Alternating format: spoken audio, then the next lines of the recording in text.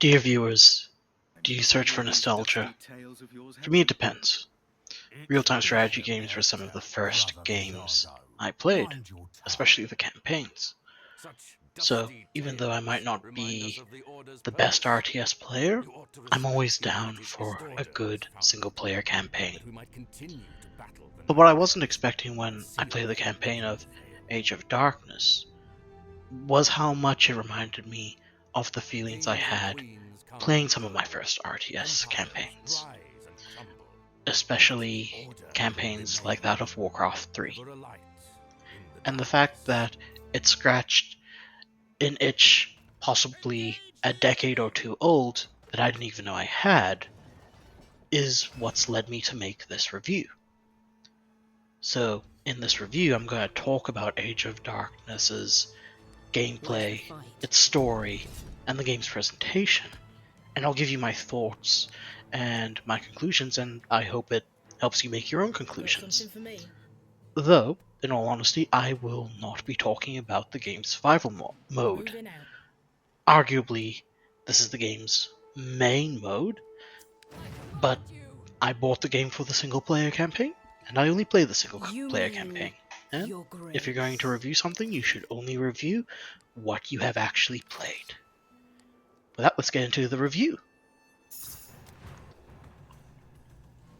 Gameplay is similar to other RTSs like Warcraft and Command & Conquer. You start off with a base, and you build your structures, fortification, resource gathering, and your units. And then you send your units across the map to do your bidding. And of course you will have the hero unit that has its special abilities to help you turn the tide in battle. What I liked about the campaign was, as well as your standard missions where you would have your base, there would be missions where you would have no buildings, no base, only your hero unit and a few other units, and had to get through the mission with those units. Think the commando missions you would get from Tiberium Wars or Red Alert, or even Generals. And those are just the sort of missions I enjoy playing. It's almost empty. Also, for those who struggle with RTSs, especially juggling multiple actions, planning your armies across multiple fronts, and having to build your base all at the same time, the game actually has a pause button where you can pause, micro your unit's actions, and also help build up your macro economy going forward. And I'm not gonna lie, I used the pause button a couple of times, especially in the later missions where I was having difficulty. On the topic of difficulty, I wouldn't mind an update where there's an option to select the difficulty of the missions. I found that come Act 3 there was quite a bit of a jump in difficulty, and I will be honest, I wasn't too sure if I was going to finish the campaign in time to get this review out. That being said, I was able to finish the campaign. It took me somewhere between 10 to 20 hours, and that was including having to redo some missions. And while you could say pacing at times felt a bit slow, especially when it was a human faction versus a human faction rather than the nightmares, I still enjoyed playing the campaign enough that I kept on coming back to those missions, hoping to overcome and to eventually win. Eventually is the key word. The story again is something you would expect to find in a Warcraft-esque game. I'll give those who want to go in blind a moment to skip this part of the review. But playing the story, what you get is a linear story that follows Sir Edwin Everett, Knight of the Order, who are tasked to fight these zombie demon entities known as nightmares. While on a mission to the north that is suffering from civil unrest, Edwin and his apprentice discover that the nightmares are breaking free and are starting to invade their world. You get to see how Edwin, the Order, and the other different factions of this world handle this invasion. And while some twists seem obvious in the story, it didn't hamper my enjoyment of the campaign. And indeed, when I reached the end, what I got was what I felt a satisfying but bittersweet ending to this chapter of the story. And personally, I'm glad that the developers have left the door open to continue the story, because I would like more.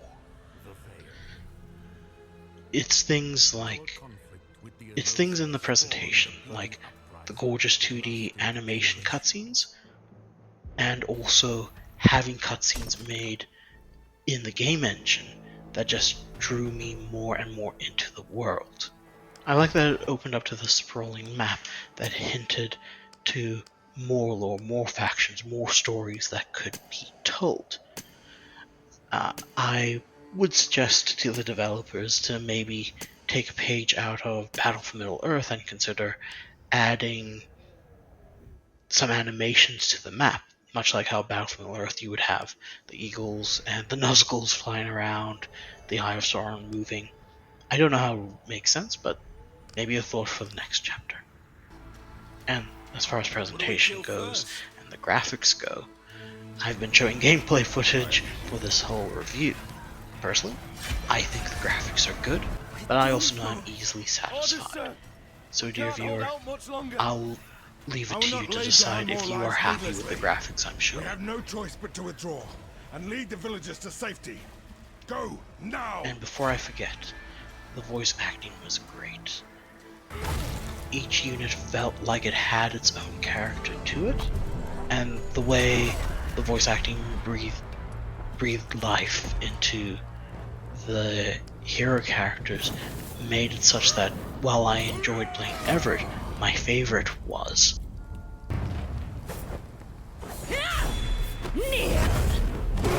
Yes, ma'am.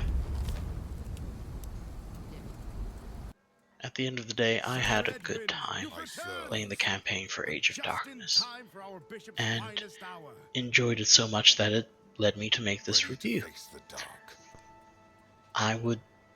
I do not regret spending the money on this, even though I've only played the campaign. And for those who have played some of the old school RTSs like Warcraft, that you're more for a single player campaign experience, I would strongly recommend that you give Age of Darkness a go. Your Grace. I can't tell you whether it's worth the price because I haven't played the main mode. But if you're someone who's on the fence wondering if this is a game for you, let me ask you, do you chase nostalgia? If so, I reckon you should give it a go. Anyway, that's the first time I've ever done one of these review videos. Let me know how you think I went, and if you have any questions about the game and about what I experienced while playing the campaign, I'm more than happy to answer in the comments. Yeah, let me know what you guys think, and hope you all have a good day.